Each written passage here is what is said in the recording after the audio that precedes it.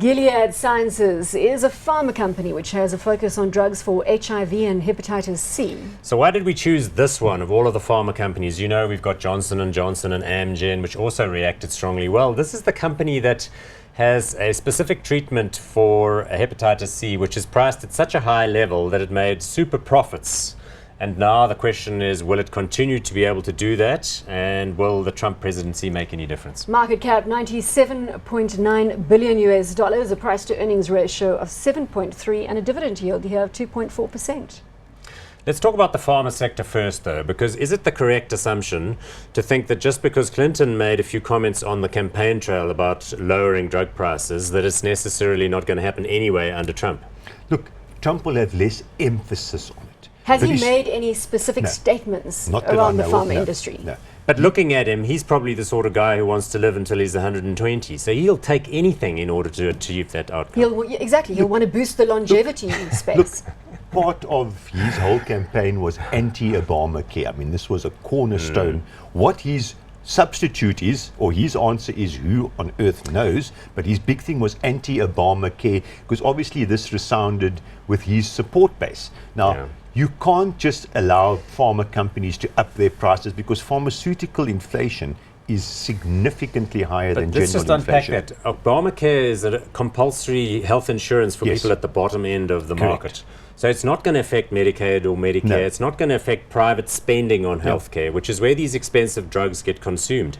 Correct. You know, you were not going to get covered for Sovaldi if you had hepatitis C, if you were on Obamacare. So in effect, what you're saying is going to make no difference. If he scraps Obamacare, it's going to have no impact on these drugs. It won't have on these drug companies, but understand the Clinton administration was going to clearly put in some sort of price control or limitation of price control, not just in Obamacare, right across the spectrum. Now, that is off the table. So it might not boost their prices, but they won't be forced to cut prices. Remember, we have got the so-called single exit price here in South Africa, where effectively legislation limits the amount that you can charge. That's not the case in America, and it's not coming. So it might not be a massive boost for these companies, but it's certainly a Trump administration is clearly positive, because there's going to be less regulation. Let's have a look at the share price graph, Paul, just so again to give us surge, like a 7-8% surge at some point during the day yesterday. Because Sovaldi is an interesting drug. It basically cures hepatitis C. So it's one heck of a lot better than the alternatives. But it costs $100,000 a year. $100,000 a year. Just think about that. Massive, yeah. And so the problem was companies were saying, no. We must charge that because we researched this stuff. It took us 20 years to invent. Whereas the officials, and specifically, you know, the left-leaning officials were saying, no, we need this drug because otherwise people will die of hepatitis C. You must just basically charge very little for it.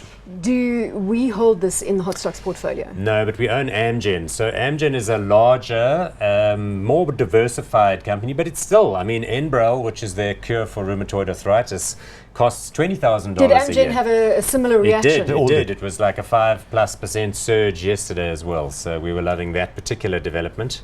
We need to call this one. No, just one more item. But this company is sitting on $30 billion of cash and near cash reserves. You cannot believe it. They went in for $10 billion worth of share buybacks. They have got so much cash. It is phenomenal, quite frankly. And it's trading on a dirt cheap price. That sounds as though that could swing this to a strong buy decision. Even without Trump, I think this is probably a buy. So you're very hot on it. Yes. And I like the space generally. Look, it is a bit choppy and you can get negative surprises, but in general, I like the pharma environment, and I think more spending there in general over time. So I'm going to go hot on that one too.